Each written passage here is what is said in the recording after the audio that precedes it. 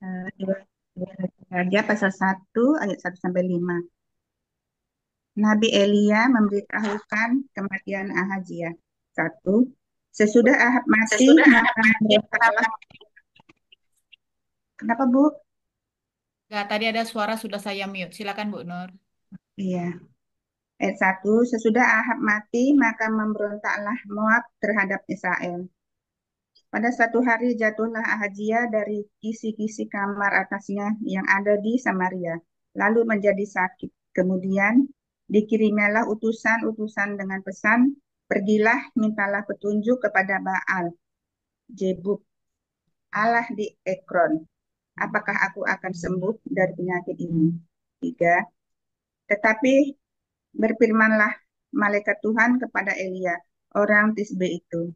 Bangunlah, bergerak, berangkatlah menemui utusan-utusan Raja Samaria dan katakan kepada mereka, apakah tidak ada Allah di Israel sehingga kamu ini pergi untuk meminta petunjuk kepada Baal Jebub, Allah di Ekron? 4. Sebab itu beginilah firman Tuhan, engkau tidak akan bangun lagi dari tempat tidur di mana engkau berbaring, sebab engkau pasti akan mati. Lalu pergilah Elia. 5. Sesudah utusan-utusan itu kembali kepada raja, berkatalah ia kepada mereka, mengapa kamu kembali? Amin. Ayat 6,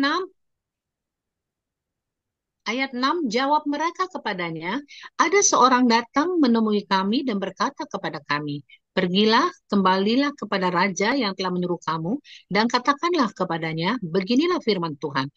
Apakah tidak ada Allah di Israel sehingga engkau menyuruh meminta petunjuk kepada Baal Zebub, Allah di Ekron?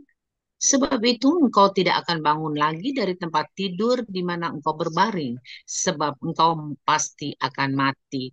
Ayat 7, lalu bertanyalah ia kepada mereka, bagaimanakah rupa orang yang telah datang menemui kamu itu dan yang mengatakan perkataan ini kepadamu?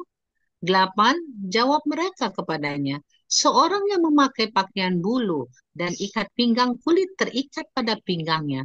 Maka berkatalah ia, itu Elia orang Tisbe. 9, sesudah itu disuruhnyalah kepada Elia seorang perwira dengan ke-50 anak buahnya. Orang itu naik menjumpai Elia yang sedang duduk di atas puncak bukit. Berkatalah orang itu kepadanya, hai abdi Allah, Raja bertitah, turunlah. 10, tetapi Elia menjawab, katanya kepada perwira itu, kalau benar aku abdi Allah, biarlah turun api dari langit memakan engkau habis dengan ke-50 anak buahmu. Maka turunlah api dari langit memakan dia habis dengan ke-50 anak buahnya. Amin. Ayat 11. Kemudian raja menyuruh pula kepadanya seorang perwira yang lain dengan ke-50 anak buahnya.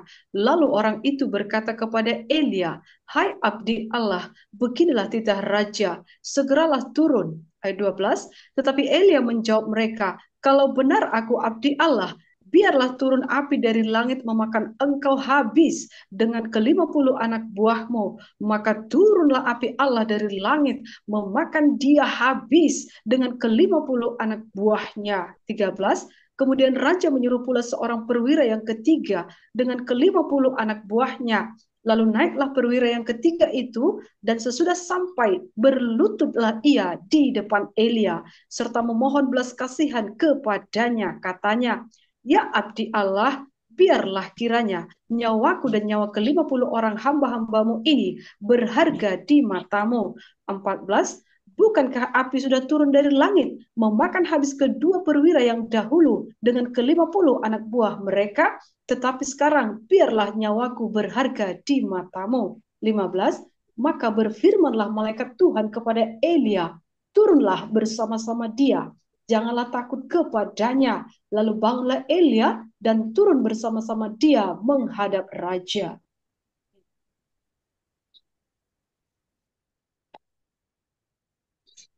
Bu Harmoni di unmute. Ya. 16, berkatalah Elia kepada raja, beginilah firman Tuhan, oleh karena engkau telah mengirim utusan-utusan untuk meminta petunjuk kepada Baal Zebub, Allah di Ekron, seolah-olah tidak ada Allah di Israel, untuk ditanyakan firman-Nya. Maka sebab itu engkau tidak akan bangun lagi dari tempat tidur, di mana engkau berbaring, sebab engkau pasti akan mati.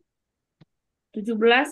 Maka matilah raja sesuai dengan firman Tuhan yang dikatakan oleh Elia. Maka Yoram menjadi raja, menggantikan dia dalam tahun kedua zaman Yoram bin Yosafat, raja Yehuda, sebab Ahasia tidak mempunyai anak laki-laki. 18.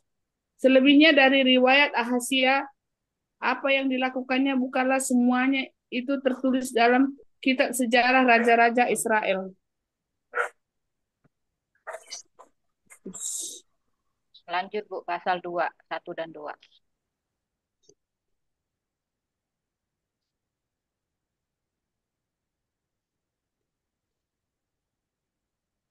Dua Raja-Raja 2. Elia naik ke surga. 1. Menjelang saatnya Tuhan hendak menaikkan Elia ke surga, dalam angin badai Elia dan Elisa sedang berjalan dari Gilgal. 2. Berkatalah Elia kepada Elisa, baiklah, tinggal di sini, sebab Tuhan menyuruh aku ke Betel. Tetapi Elisa menjawab, demi Tuhan yang hidup dan demi hidupmu sendiri, sesungguhnya aku tidak akan meninggalkan engkau. Lalu pergilah mereka ke Betel. Amin. Ayat 3. Ayat 3, pada waktu itu keluarlah rombongan nabi yang ada di Betel mendapatkan Elisa. Lalu berkatalah mereka kepadanya, sudahkah engkau tahu bahwa pada hari ini Tuhanmu akan diambil daripadamu oleh Tuhan terangkat ke sorga? Jawabnya, aku juga tahu, diamlah. Berkatalah Elia kepadanya, hai Elisa, baiklah tinggal di sini, sebab Tuhan menyuruh aku ke Yeriko. Tetapi jawabnya, demi Tuhan yang hidup dan demi kehidupmu sendiri, sesungguhnya aku tidak akan meninggalkan engkau. Lalu sampailah mereka di Yeriko. Pada waktu itu mendekatlah rombongan nabi yang ada di Yeriko kepada Elisa serta berkata kepadanya, sudahkah engkau tahu bahwa pada hari ini Tuhanmu akan diambil daripadamu oleh Tuhan terangkat ke sorga? Jawabnya, aku juga tahu, diamlah. Berkatalah Elia kepadanya, baiklah, tinggal di sini sebab Tuhan menyuruh aku ke sungai Yordan. Jawabnya, demi Tuhan yang hidup dan demi hidupmu sendiri, sesungguhnya aku tidak akan meninggalkan engkau. Lalu berjalanlah keduanya. 50 orang dari rombongan Nabi itu ikut berjalan. Tetapi mereka berdiri memandang dari jauh ketika keduanya berdiri di tepi sungai Yordan. Amin. Ayat 8, lalu Elia mengambil jubahnya, digulungnya, dipukulkannya ke atas air itu, maka terbagilah air itu ke sebelah sini dan ke sebelah sana, sehingga menyeberanglah keduanya dengan berjalan di tanah yang kering. Ayat 9, dan sesudah mereka sampai di seberang, berkatalah Elia kepada Elisa, mintalah apa yang hendak kulakukan kepadamu sebelum aku terangkat daripadamu. Jawab Elisa, biarlah kiranya aku mendapat 2 bagian dari rohmu. Ayat 10, berkatalah Elia, yang kau minta itu adalah sukar. Tetapi jika engkau dapat melihat aku terangkat daripadamu, akan terjadilah kepadamu seperti yang demikian. Dan jika tidak, tidak akan terjadi. Ayat 11, sedang mereka berjalan terus sambil berkata-kata, tiba-tiba datanglah kereta berapi dengan kuda berapi, memisahkan keduanya, lalu naiklah Elia ke surga dalam angin badai. Ayat ke-12, ketika Elisa melihat itu, maka berteriaklah ia, Bapakku, Bapakku, kereta Israel dan orang-orangnya yang berkuda. Kemudian tidak dilihatnya lagi, lalu direnggutkannya pakaiannya dan dikoyakannya menjadi 2 koyakan. Ayat 13, sesudah itu dipungutnya jubah Elia yang telah terjatuh, lalu ia berjalan hendak pulang dan berdiri di tepi sungai Yordan. Amin. Ayat 14, ia mengambil jubah Elia yang telah terjatuh itu, dipukulkannya ke atas air itu sambil berseru, di manakah Tuhan Allah Elia? Ia memukul air itu, lalu terbagi ke sebelah sini dan ke sebelah sana. Maka menyeberanglah Elisa. 15. Ketika rombongan Nabi yang dari Yeriko itu melihat dia dari jauh, mereka berkata, Roh Elia telah hinggap pada Elisa. Mereka datang menemui dia. Lalu sujudlah mereka kepadanya sampai ke tanah. Ayat 16, mereka berkata, Coba lihat di antara hamba-hambamu ini ada 50 orang laki-laki, orang-orang tangkas. Biarlah mereka itu pergi mencari tuanmu. Jangan-jangan ia diangkat oleh roh Tuhan dan dilemparkannya ke atas salah satu gunung atau ke dalam salah satu lembah. Elisa menjawab, Janganlah suruh pergi. 17. Tetapi ketika mereka mendesak-desak dia sampai memalukan, maka berkatalah ia, Suruhlah pergi. Mereka menyuruh 50 orang. Orang-orang ini mencari 3 hari lamanya, tetapi tidak bertemu dengan Elia. Ayat 18, ketika mereka kembali kepada Elisa yang masih tinggal di kota Yeriko, berkatalah ia kepada mereka, Bukankah telah kukatakan kepadamu, jangan pergi? Amin. Ayat 19, Elisa menyehatkan air di Yeriko. Berkatalah penduduk kota itu kepada Elisa, cobalah lihat, letaknya kota ini baik, seperti tuanku lihat, tetapi airnya tidak baik dan di negeri ini sering ada keguguran bayi. Jawabnya, ambillah sebuah pinggan baru bagiku dan taruhlah garam ke dalamnya. Maka mereka membawa pinggan itu kepadanya. Kemudian pergilah ia ke mata air mereka dan melemparkan garam itu ke ke dalamnya serta berkata, Beginilah firman Tuhan, tenanglah, telah kusehatkan air ini, maka tidak akan terjadi lagi olehnya kematian atau keguguran bayi. Demikianlah air itu menjadi sehat sampai hari ini, sesuai dengan firman yang telah disampaikan Elisa. Anak-anak Betel mencemooh Elisa. Ayat 23, Elisa pergi dari sana ke Betel, dan sedang ia mendaki, maka keluarlah anak-anak dari kota itu lalu mencemoohkan dia serta bersuruh kepadanya, naiklah botak, naiklah botak. Amin. Amin. 24, lalu berpalinglah ia ke belakang, dan ketika ia melihat mereka, dikutuknyalah mereka demi nama Tuhan. Maka keluarlah 2 ekor beruang dari hutan, lalu mencabik-cabik dari mereka 42 orang anak. 25, dari sana pergilah ia ke Gunung Karmel, dan dari sana pula kembalilah ia ke Samaria. Yoram berperang melawan Moab. Pasal 3 ayat 1. Yoram anak Ahab menjadi raja di Samaria atas Israel dalam tahun ke-18 zaman Yosafat, Raja Yehuda, dan ia memerintah 12 tahun lamanya. 2. Ia melakukan apa yang jahat di mata Tuhan, tetapi bukan seperti ayahnya dan seperti ibunya. Ia menjauhkan tugu berhala Baal yang didirikan ayahnya. 3. Namun demikian, ia masih berpaut kepada dosa Yerobeam bin Nebat yang mengakibatkan orang Israel berdosa pula. Ia tidak menjauhinya. Amin. Bu Nur, lanjut. Ayat 4 ya. Ayat 4. Mesa Raja Moab adalah seorang peternak domba sebagai upeti. Ia membayar kepada Raja Israel 100.000 anak domba dan bulu dari 100.000 domba jantan. 5. Tetapi segera sesudah Ahab mati, memberontaklah Raja Moab terhadap Raja Israel. 6. Keluarlah Raja Yoram pada waktu itu dari Samaria, lalu ia memeriksa barisan seluruh orang Israel. 7. Selanjutnya ia menyuruh orang kepada Yosafat, Raja Yehuda, dengan pesan, Raja Moab telah memberontak terhadap aku. Maukah engkau bersama-sama aku berperang melawan Moab? Jawabnya, aku akan maju, kita sama-sama, aku dan engkau, rakyatku dan rakyatmu, kudaku dan kudamu. 8. Lagi ia bertanya, melalui jalan manakah kita akan maju? Jawabnya, melalui padang gurun Edom. Amin.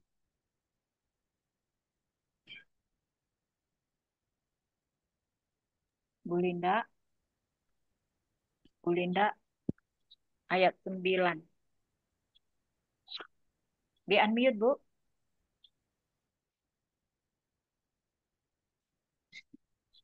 Di unmute nggak dengar Bu Linda. Oke. Ya. Ayat 9. Ayat 9 ya, Bu. Iya, Ya, betul. betul. Maka berjalanlah Raja Israel dan Raja Yahuda dan Raja Edom. Tetapi sesudah mereka berkeliling 7 hari perjalanan jauhnya, maka tidak terdapat air untuk tentara dan untuk hewan yang mengikuti mereka. Ayat 10, lalu berkatalah Raja Israel, wahai, Tuhan telah memanggil ketiga raja ini untuk menyerahkan mereka ke dalam tangan Moab. Ayat 14, tetapi bertanyalah Yosafat, tidak adakah di sini seorang nabi Tuhan, supaya dengan perantaranya kita meminta petunjuk Tuhan? Lalu salah seorang pegawai Raja Israel menjawab, katanya, di sini ada Elisa bin Safat yang dahulu melayani Elia. Ayat 12, berkatalah Yosafat, memang padanya ada firman Tuhan. Amin.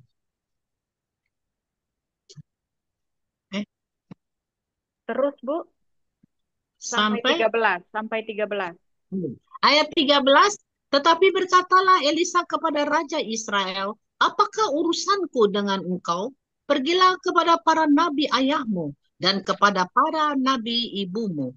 Jawab Raja Israel kepadanya, jangan begitu, sebab Tuhan memanggil ketiga raja ini untuk menyerahkan mereka ke dalam tangan orang Moab. Amin.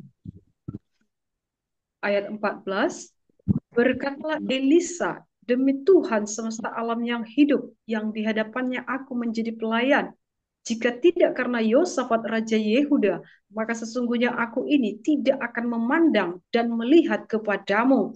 15, maka sekarang jemputlah bagiku seorang pemetik kecapi. Pada waktu pemetik kecapi itu bermain kecapi, maka kekuasaan Tuhan meliputi dia. 16, kemudian berkatalah ia, beginilah firman Tuhan, biarlah di lembah ini dibuat parit-parit. 17, beginilah firman Tuhan, kamu tidak akan mendapat angin dan hujan, namun lembah ini akan penuh dengan air, sehingga kamu serta anak sembelihan dan hewan pengangkut dapat minum. 18, dan itu pun adalah perkara ringan di mata Tuhan. Juga orang Moab akan diserahkannya ke dalam tanganmu. Amin. Bu Harmoni, ya, silakan 19.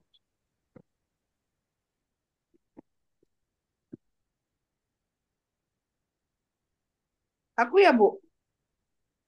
Iya, Bu. 19, kamu akan memusnahkan segala kota yang berkubu dan segala kota pilihan. Kamu akan menumbangkan segala pohon yang baik. Kamu akan menutup segala mata air dan kamu akan merusakkan segala ladang yang baik dengan batu-batu. 20, keesokan harinya ketika orang mempersembahkan korban, datanglah dengan tiba-tiba air dari arah Edom. Lalu penuhlah negeri itu dengan air. 23, ketika didengar seluruh orang Moab bahwa ketiga raja itu telah maju memerangi mereka, maka dikerahkanlah semua orang yang masih sanggup menyandang pedang, bahkan orang-orang yang lebih tua juga. Kemudian mereka ditempatkan di tepi perbatasan. 22, keesokan harinya pagi-pagi ketika matahari bersinar atas permukaan air itu, tampaklah kepada orang Moab itu bahwa air di sebelah depannya merah seperti darah.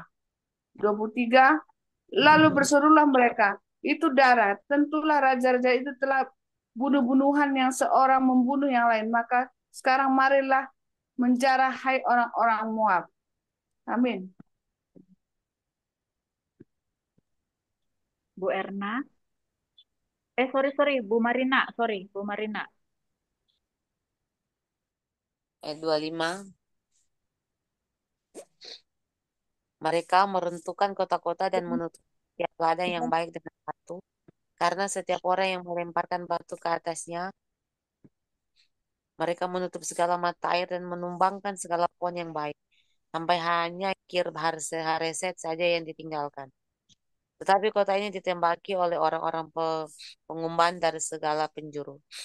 Ketika Raja Moab melihat bahwa peperangan itu terlalu berat baginya, dia menyala 700 orang pemegang pedang bersama-sama dia untuk menerobos ke jurusan Raja Edom, tetapi tidak berhasil. Kemudian ia mengambil anaknya yang sulung, yang akan menjadi raja menggantikan dia, lalu mempersembahkannya sebagai korban bakaran di atas pagar tembok. Tetapi kegusaran besar menimpa orang Israel, sehingga mereka berangkat meninggalkan dia dan pulang ke negeri mereka. Amin. Baik, Ibu-Ibu, kita sudah membaca 3 pasal. Sekarang kita akan merenung ya, bersaat teduh. Kita minta Tuhan, tema apa yang hendak Tuhan sampaikan melalui Roh Kudus-Nya kepada kita untuk kita sharingkan bersama-sama di sini.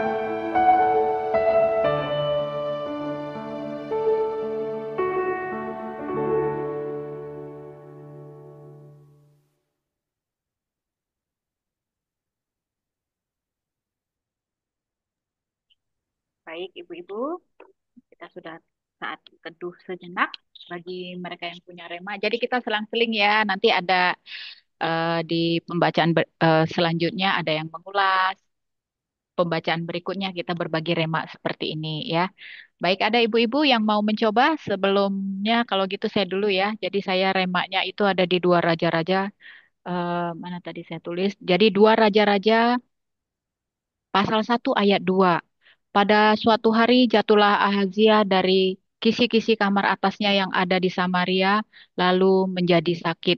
Kemudian dikirimkannya lah utusan-utusan dengan pesan, pergilah menuju petunjuk kepada Baal. eh, Baal Zebub, Allah di Ekron, apakah aku akan sembuh dari penyakit ini? Lalu saya sambung keempat, sebab itu beginilah firman Tuhan. Engkau tidak akan bangun lagi dari tempat tidur di mana engkau berbaring, sebab engkau pasti akan mati. Lalu pergilah Elia.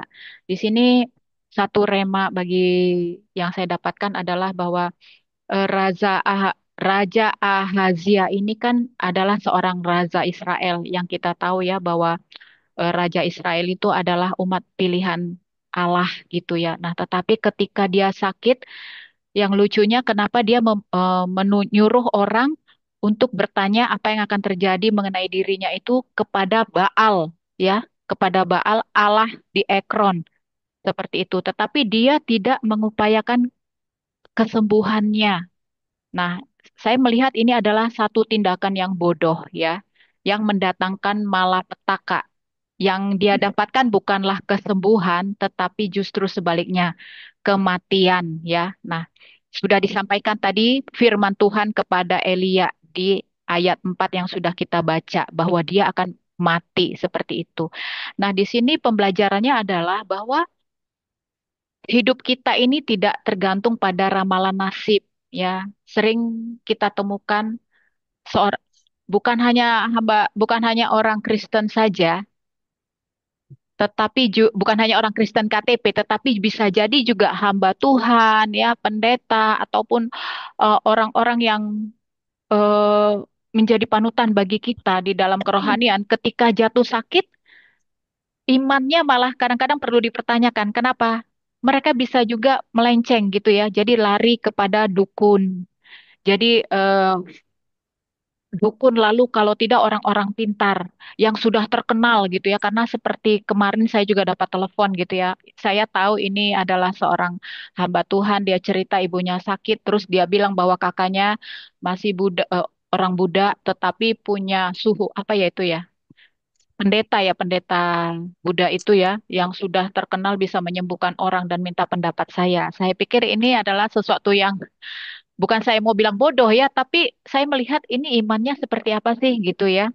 Ketika sehat, haleluya puji Tuhan, tetapi ketika sakit berkepanjangan, imannya perlu dipertanyakan karena dia mau melenceng bahkan mau mencoba kepada pendeta-pendeta lain seperti itu ya. Nah, itu kerap terjadi pada diri kita. Jadi hidup kita ini tidak tergantung pada ramalan nasib, ya. Hidup kita tergantung pada belas kasihan Tuhan. Karena Tuhanlah yang menopang hidup kita. Nah, dengan kita taat dan bergantung kepada Tuhan, itulah yang akan mendatangkan perkenanan Tuhan, ya. Kita harus hati-hati, juga teguran untuk kita semua ketika kita mengalami kelemahan tubuh, entah juga mungkin pasangan kita atau anak kita, mungkin suatu ketika kita tidak tahu kapan Tuhan memberi pencobaan, bisa dicoba di dalam hal perekonomian kita, lalu kita datang ke Allah lain.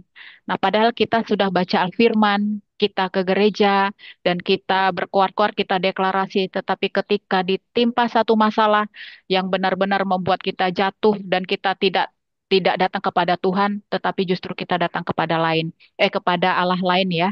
Nah, ini ya ujungnya itu memang mungkin hanya sementara aja mendatangkan damai sejahtera, tetapi kemudian akan berujung kematian sama halnya dengan nasib siapa ini? Si Raja Ahazia yang mencari Allah lain bukan datang kepada Allah yang kita sembah. Itu saja, terima kasih. Silakan ibu-ibu lain boleh nyambung.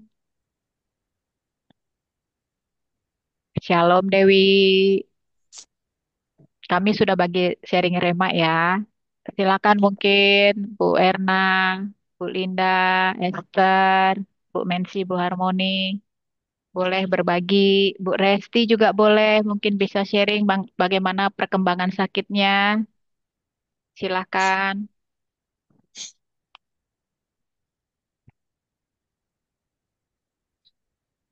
Ya, kuatkan iman ya Sofi, benar.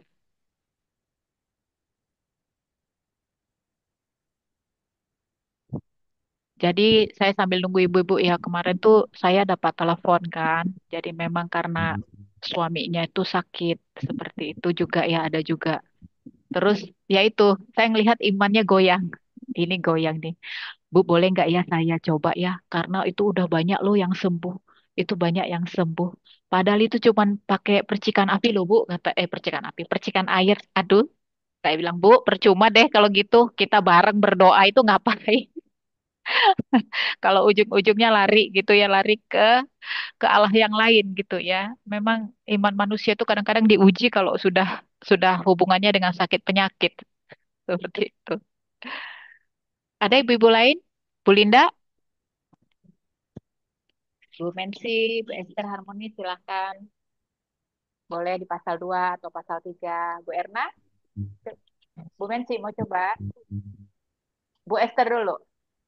Ya. Silakan Esther. Ya, shalom Bu semuanya. Jadi rema yang saya dapat adalah di 2 Raja-Raja 1 ayat 9 sampai 14 ya. Di mana Raja Ahazia menyuruh perwiranya dengan ke-50 anak buahnya menjumpai Elia. Tetapi mereka tidak punya rasa hormat gitu ya. perwira ini dengan ke-50 anak buahnya tidak punya rasa hormat. Mereka hanya ngomong, "Hai abdi Allah, raja bertitah turunlah." Tetapi Elia menjawab, katanya kepada perwira itu, "Kalau benar aku abdi Allah, biarlah turun api dari langit memakan engkau habis dengan ke-50 anak buahmu. Sampai 2 kali terjadi hal ini gitu ya. Maka turunlah api dari langit memakan dia habis dengan ke-50 anak buahnya. Jadi dalam sekejap 102 orang habis dimakan api. Wow, betapa dahsyatnya Nabi Tuhan ini ya. Jadi di sini diajarkan supaya kita punya rasa hormat kepada orang yang diurapi Tuhan.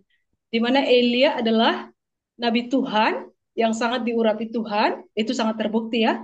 Dia punya kuasa, dia menurunkan api dari langit, hanya sepatah kata langsung terjadi gitu ya. Gak perlu banyak cengkunek gitu ya, gak perlu banyak omon-omon gitu. Biarlah turun api dari langit memakan habis, langsung terbakar habis. Kalau api yang memakan berarti mereka gosong ya Bu ya, kalau dipikir-pikir gitu. Udah jadi abu mungkin ya. 50 sampai 2 kali loh, 102 orang gitu. Kemudian ketiga kalinya, kemudian ini ayat 13 ya, kemudian raja menyuruh pula seorang perwira yang ketiga dengan ke-50 anak buahnya. Lalu naiklah perwira yang ketiga itu dan sesudah sampai berlutut. Nah, di sini baru ada rasa hormat, ada penghargaan juga kepada Nabi Elia ya. Berlututlah ia di depan Elia serta memohon belas kasihan kepadanya, katanya, "Ya abdi Allah, biarlah kiranya nyawaku dan nyawa ke-50 orang hamba-hambamu ini berharga di matamu." Nah, setelah itu baru mereka perwira itu dan ke-50 anak buahnya baru aman ya, tidak lagi dimakan hangus oleh api. Jadi pesan yang saya dapat di sini adalah supaya kita mempunyai rasa hormat, menghargai nabi-nabi Tuhan ataupun hamba-hamba Tuhan, terlepas dari apapun yang mereka lakukan ya. Yang adalah kata orang, gembala di sana lo perpuluhannya dimakan gitu ya. Gembala di sana lo tidak punya kuasa gitu. Itu nggak boleh sebenarnya. Itu sama saja kita menghakimi. Jadi kita di sini disuruh untuk menghormati orang-orang yang diurapi Tuhan. Baik itu nabi Tuhan, hamba Tuhan, baik itu evangelis, pendeta, ataupun gembala. Jadi itu sih yang saya dapat dari sini, Ibu.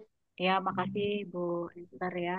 Jadi memang benar Ibu-ibu ya, kita memang harus menghormati ya, menghormati orang yang diurapi Tuhan. Ini kita harus hati-hati nih dengan mulut ini, suka nggak sadar tuh menghakimi ya, padahal itu dosa ya. Tapi saya percaya sih, kita ini orang yang sudah merasakan bagaimana Roh Kudus itu ada di dalam diri kita ya, sehingga pada saat kita menghakimi biasanya nih ya, biasanya itu setelahnya itu akan ada penyesalan karena ada teguran di dalam gitu ya. Kadang-kadang saya merasakan itu sih. Ketika saya mulai ada kata-kata yang nggak bagus keluar dari mulut saya, walaupun saya nggak cerita, walaupun itu hanya dengan pasangan gitu, itu keesokan harinya tuh saya tuh sedih kayak terus cerita sama suami gitu ya. Aku tuh nyesel loh, kenapa ya aku ngomong. Jadi itu kayak ada teguran di dalam hati gitu.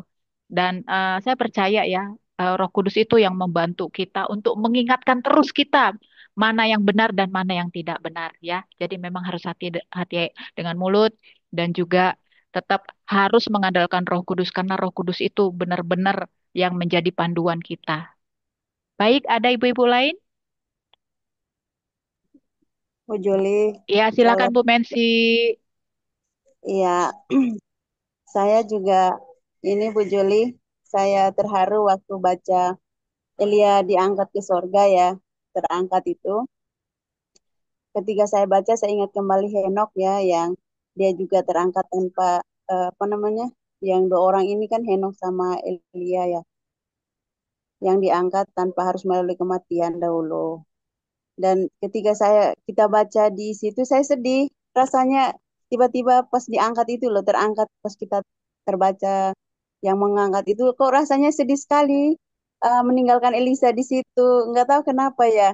Jadi rasanya saya, ya ampun, tiba-tiba ya gurunya pergi, hanya Elisa kan minta apa namanya, minta untuk diberikan eh, dua bagian roh dari dia. Tapi di dua Raja-Raja 2 ayat 10 itu kan Elia bilang, eh, yang kau minta itu sukar, tetapi jika engkau dapat melihat aku berangkat daripadamu, akan terjadilah kepadamu seperti yang demikian, dan jika tidak, tidak akan terjadi. Jadi ketika baca ini, saya rasanya eh, mungkin dalam pergaulan Elisa sama Elia ini sangat dekat sekali ya. Jadi dia memang benar-benar mereka berdua memang benar-benar sahabat yang luar biasa, anak sama bapak ya, terlalu dekat. Dan saya juga membaca sambil kita membaca, saya juga membaca di Kejadian 5 ayat 24 itu mengenai Henokh, yang orang yang benar-benar bergaul erat dengan Tuhan, dan juga Elia juga, sehingga ketika mereka benar-benar sudah dipakai Tuhan, sudah melayani, dan pada waktunya mereka akan terangkat tanpa melalui kematian. Ini sungguh sangat luar biasa ya, sangat menakjubkan ya Bu Joli. Terima kasih, itu yang saya dapat.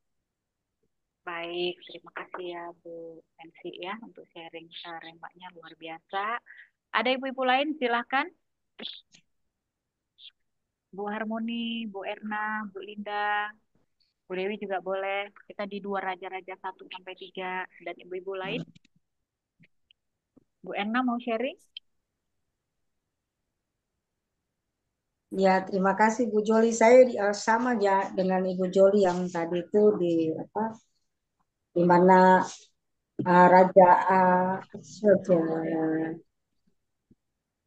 Raja Ahasia ya, waktu dia sakit dan dia tidak mencari Tuhan, dan dia tidak bertanya kepada Tuhan, dan dia tidak bertanya kepada Nabi Allah yang saat itu ada, tapi dia menyuruh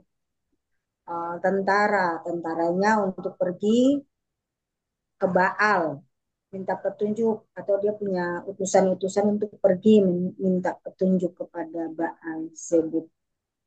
Ya, ya ini juga ya kadang terjadi untuk kita ya.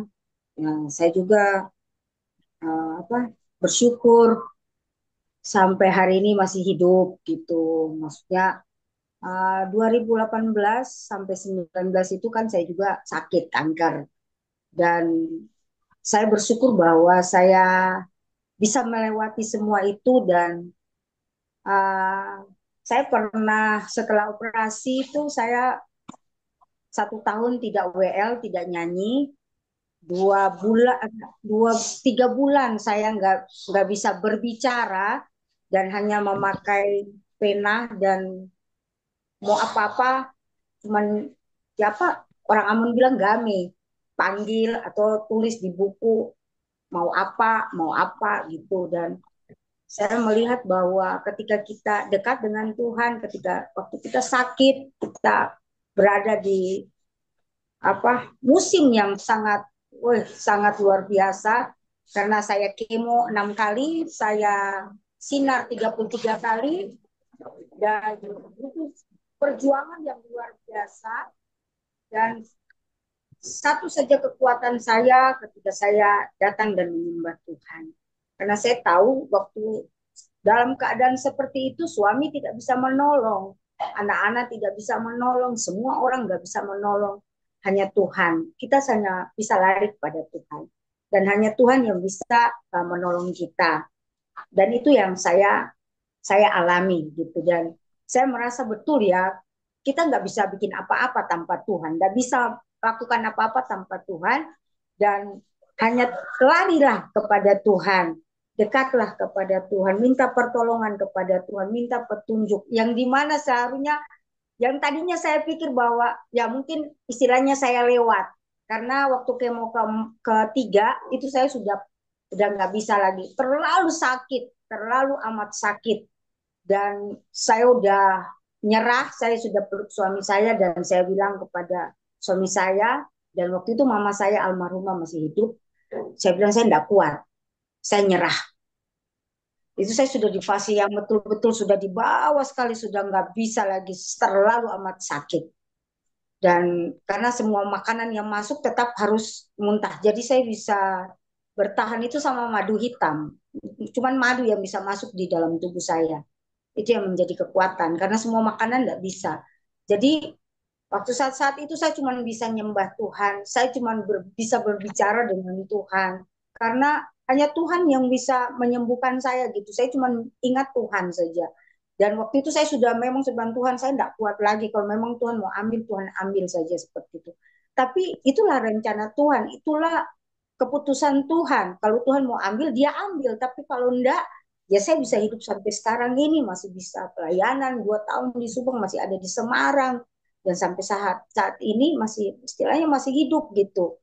Dengan keadaan yang ada, ya saya cuma bisa bersyukur dan saya tetap percaya bahwa ketika saya sakit, walaupun saat ini saya punya apa istilahnya, kalau selesai kemo itu kan ada apa namanya, ada efeknya. Jadi kaki saya ini makan masih kram dua-dua. Dulunya tuh kaki tangan kram, tapi saat ini kakinya aja yang masih kram, kesemutan gitu.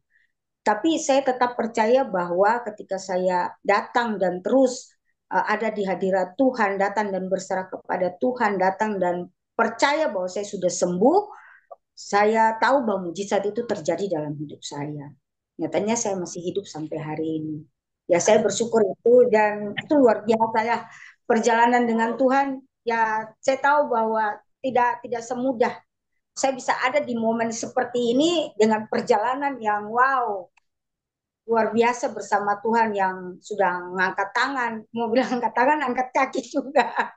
Tapi itulah Tuhan kita. Mari, saya cuma bilang, tetaplah cari Tuhan, minta petunjuk dari Tuhan, dan percaya bahwa semua tuh Tuhan pasti kasih yang terbaik. Amin. Terima Amin, kasih. yes, amin. Sangat menguatkan ya Bu Erna untuk kesaksiannya ya. Di sini ada memang beberapa ibu. Ada satu lagi nih, ada Bu Resti juga yang sedang mengalami kelemahan tubuh ya. Saya percaya ya dengan Bu Resti mendengar kesaksian Bu Erna. Ini kalau menurut saya Bu Erna itu sudah parah ya karena kanker dan sudah tadi sampai sudah menyerah ya. Berarti sakitnya itu luar biasa gitu ya. Itu saja Tuhan sembuhkan ya. Nah, jadi untuk Ibu Resti juga saya percaya ya kesaksian ini akan sangat menguatkan Bu Resti seperti itu. Terus bersandar sama Tuhan Bu, jangan lari ke Tuhan-Tuhan yang lain. Nah ya, walaupun memang kadang-kadang kita ini di daerah kan ada saja ya cara-cara ya pengobatan-pengobatan tradisional, dukun-dukun tradisional. Kita harus kuat di dalam iman kita dan jangan tergoda gitu ya dengan rayuan-rayuan, omongan-omongan orang lain, saudara, tetangga, seperti itu ya, mengenai kesembuhan-kesembuhan yang dijanjikan. Kesembuhan bisa sementara, tetapi akibatnya setelah itu kita harus benar-benar berhikmah gitu ya. Apalagi kita sudah membaca firman Tuhan ya. Nah, ini juga sebenarnya ada satu lagi teman kita namanya Lili. Saya sudah tanya dia, ternyata dia juga mengalami kanker dan kemo. Saya pikir bagus nanti mungkin Bu Erna bisa sharing langsung ke dia dan saat ini dia juga nggak bisa ikut baca Alkitab karena dia mengalami kesakitan lagi. Dia juga sedang mengalami kanker dan sekarang menjalani kemo gitu ya. Dan luar biasa Bu Erna, terima kasih loh kesaksiannya luar biasa ya. Kesembuhan yang Ibu Erna dapat itu adalah supranatural Tuhan ya, mukjizat Tuhan benar-benar nyata. Seperti itu. Terima kasih Bu Erna ya. Semangat terus ya Ibu-ibu. Jadi yang punya pasangan yang juga sakit Bu Harmoni, katakan kepada suaminya ya, kesaksian Bu Erna tadi luar biasa loh. Itu sudah diambang kematian, ternyata apa Tuhan benar-benar sembuhkan ya. Itu sesuatu yang luar biasa ya. Bu Linda terus sehat ya. Kesaksiannya Bu Erna luar biasa. Benar-benar sama-sama menguatkan kita semua ya. Mukjizat Tuhan itu memang nyata. Kita harus benar-benar bersandar kepada Tuhan. Ya, Bu Linda, di-unmute Bu Linda. Dibuka, iya. Nah, nanti langsung doa tutup. Bu Linda bicara dan kemudian dibawa doa tutup. Silakan Bu Linda. Tadi mau ngomong apa Bu Linda? Di unmute. Masih Bu, belum kedengeran suaranya. Dibuka Ya, mic oke. ya. Silakan. Yang tadi Bu Joli mengatakan kesaksian Bu Erna itu memang luar biasa ya. Ya memang luar biasa ya karena apalagi kita sudah menghadapi sakit penyakit yang dibilang kalau udah dibilang kanker, tumor gitu ya itu kan yang satu yang sangat menyeramkan bagi kita ya. Tapi pada waktu itu Ibu Erna masih tetap bertahan ya. Dia tidak pergi kepada dukun-dukun, kepada orang-orang pintar ya. Jadi Tuhan masih tetap selalu menguatkan Ibu Erna dan juga yang pastinya Ibu Erna juga boleh kuat gitu ya dan boleh senantiasa hatinya terus melekat. Itu yang nomor satu kalau untuk saya ya. Saya gitu juga kalau saya lagi sakit apa tuh namanya. Saya tuh biasanya kalau lagi sakit saya tidak mau berfokus kepada sakit penyakit saya. Saya hanya berfokus kepada Tuhan. Karena kalau saya hanya berpikiran, kalau saya berfokus kepada sakit saya, kapan saya bisa berfokus kepada Tuhan gitu kan?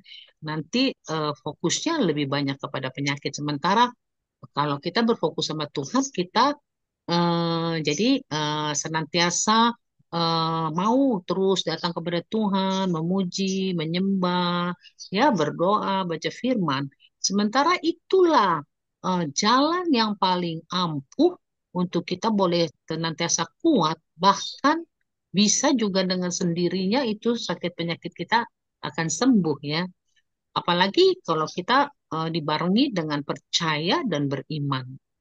Kalau saya itu sekarang teman-teman, saya juga bukannya apa nggak ada sakit penyakit ya, tetapi saya selalu tuh saya mempunyai trik sekarang kalau di kamar mandi kan kita mandi kan semuanya tubuh kita kelihatan. Jadi disitulah dari atas kepala sampai bawah kaki dalam nama Tuhan Yesus. Mulai dari atas otak besar, otak kecil, baik sempurna. Terus mata, terus telinga, pokoknya gitu ya yang seperti kita diajarkan ya.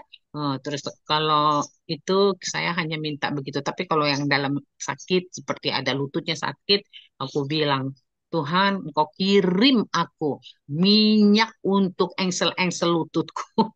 Biar katanya kan menurut medis katanya, iya Bu, udah lansia, jadi nggak ada lagi minyak. Aku kalau dibilang gitu, aku bilang gini, Tuhan Yesus masih simpan di surga minyak-minyak lutut. Aku, kalau kalau aku bersaksi gini suka banyak teman-teman yang ketawa. Ibu Linda nih ada-ada aja. Enggak, aku nggak ada-ada memang. Memang Tuhan Yesus kan menyimpan semua organ-organ tubuh kita kan. Di mana tuh? Di katanya di Boracay Tante ya waktu waktu waktu berapa hari lalu saya berapa bulan lah mendengar dia mengatakan Tuhan Yesus menyimpan di apa di gudang surgawi. Jadi kita minta. Nah, itu yang aku minta. Jadi gitu. Jadi kalau umpama kayak ini ya namanya juga aku udah lansia ya. Teman-teman itu aja deh dari saya tuh ya sebutkan apa sakitnya gitu ya. Sebutkan apa sakitnya dan minta kepada Tuhan. Seperti saya tadi Tuhan, menurut medis katanya lututku sakit ini minyaknya kurang. Sekarang ini Bapak, Engkau yang menciptakan aku tahu di surga banyak minyak untuk lututku. Engkau, engkau, engkau apa namanya? Aku bilang engkau taruh Tuhan di engsel-engsel lututku itu minyak-minyak itu. Gitu. Kalau aku gitu, kalau aku sekarang mendapatkan apa namanya untuk penderitaan sakit penyakitku itu. Begitu juga dengan mataku. Kalau menurut dokter katanya habis aku operasi ya ibu-ibu lucu sekali. Sekarang aku kalau dengar dokter ini, kalau dengar dokter mengatakan iya gini-gini, aku ketawa loh. Aku ketawanya gini, aku senang mempunyai Tuhan Yesus sebagai tabibku yang ajaib. Jadi aku percaya sungguh bahwa dia sanggup menyembuhkan aku gitu. Dia, iya ibu, kan aku kan habis operasi katarak kan mataku tuh 2 bulan masih kayak gimana gitu ya, kurang enak. Oh iya Bu, yang sebelah kanan itu kan mata pupil ibu kayaknya baik, normal. Ini yang sebelah kiri kayaknya agak kecil. Jadi begitulah karena habis mata katarak. Terus dia bilang, iya nggak apa-apa sih Bu, nanti lama-lama. Oh, langsung aku bilang tidak.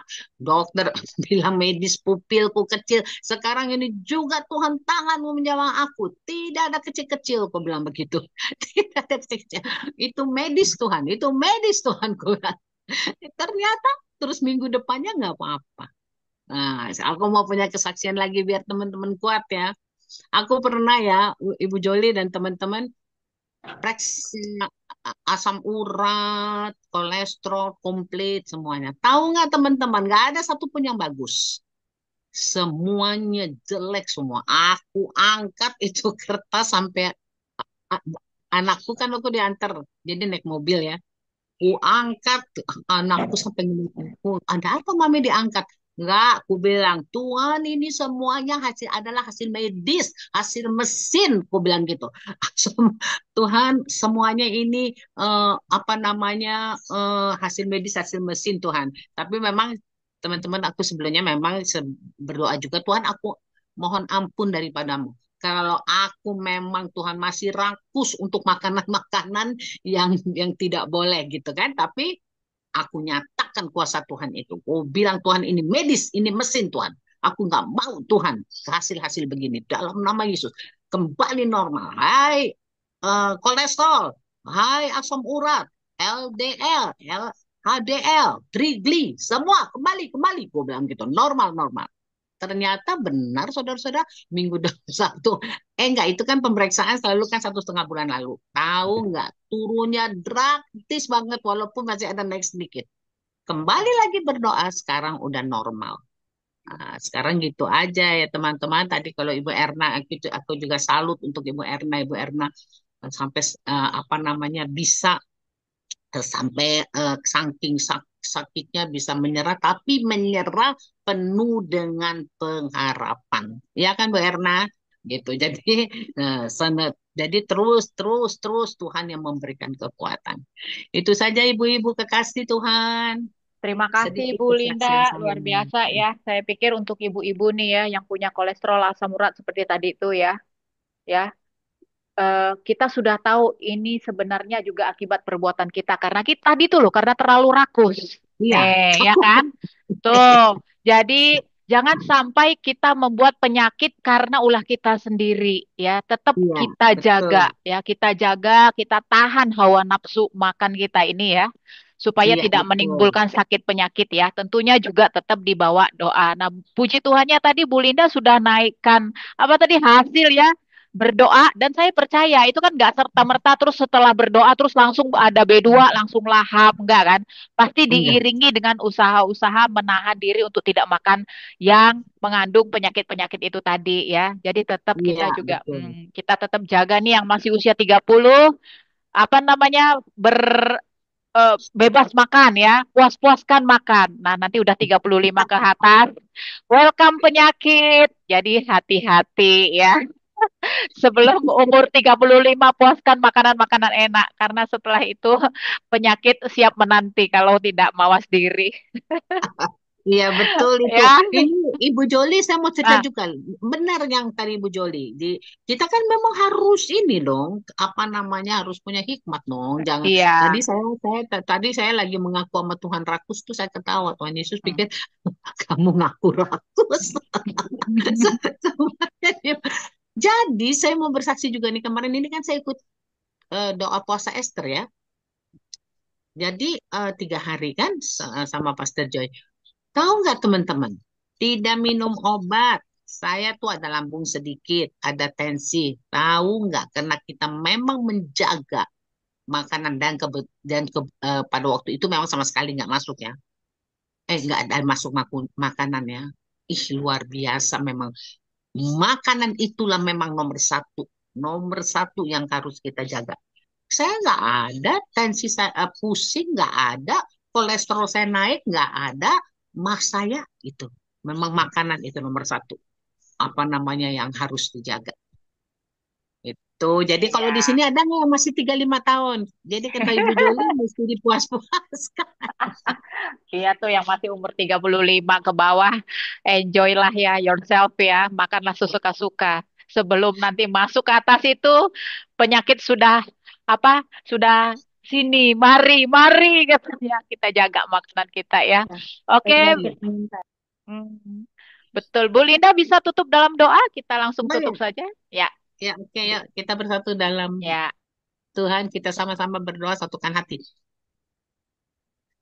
Terima kasih ya Tuhan, terima kasih ya Allahku, terima kasih ya Rajaku. Tuhan Yesus kami sangat bersyukur dan terima kasih Tuhan. Kalau kami boleh diberi kesempatan kembali untuk datang kepadamu di siang hari ini, Tuhan. Tuhan Yesus, terima kasih kami tadi sudah boleh membaca firman-Mu dari 2 Raja-Raja 1 sampai 3, Tuhan Yesus. Kami juga sudah boleh bersharing, kami juga sudah boleh Tuhan mengadakan rema. Tuhan Yesus, terima kasih ini semua oleh karena kasih anugerah-Mu. Terpujilah namamu ya Tuhan. Kami juga sangat bersyukur Bapa dan terima kasih pemeliharaan-Mu atas kehidupan kami Bapa. Ibu-ibu yang ada di tempat ini Tuhan. Semua ini oleh karena kasih anugerah-Mu kepada kami Bapa. Ya Bapa, Engkau luar biasa dalam hidup kami Bapa. Walaupun kami terlalu sibuk, tapi kami boleh diberikan waktu untuk berkumpul di dalam Zoom ini Tuhan.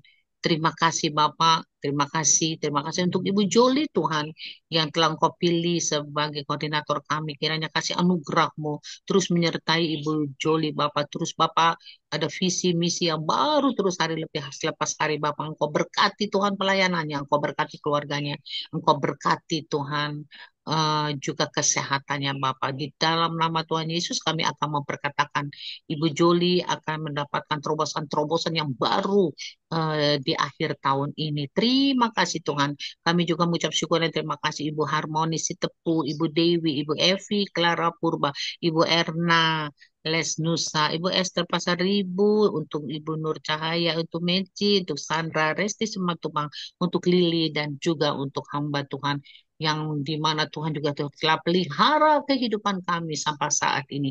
Terima kasih, terima kasih, terima kasih Bapak. Engkau sangat baik, amat baik. Terima kasih Tuhan, terima kasih. Terpujilah namamu Bapak, kekal selama-lamanya. Engkau pertemukan kami di waktu-waktu yang lain Bapak. Lebih lagi Tuhan, lebih lagi. Terima kasih Tuhan, dalam nama Tuhan Yesus Kristus kami sudah mengucap syukur dan berdoa. Haleluya. Amin.